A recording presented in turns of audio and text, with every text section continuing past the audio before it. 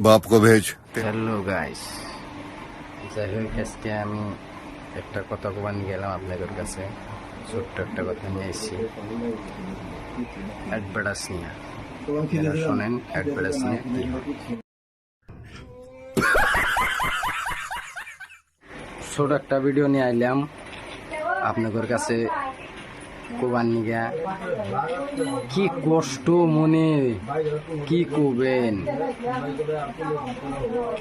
300-350 টাকার রিচার্জ করি মাসে, বুঝছেন না আপনারা তো জানেনই। 350 টাকার রিচার্জ করা লাগে। আনলিমিটেড যদি করবার চাইলেন দয়া করে, তাহলে তো 350 টাকা রিচার্জ করাই লাগবে।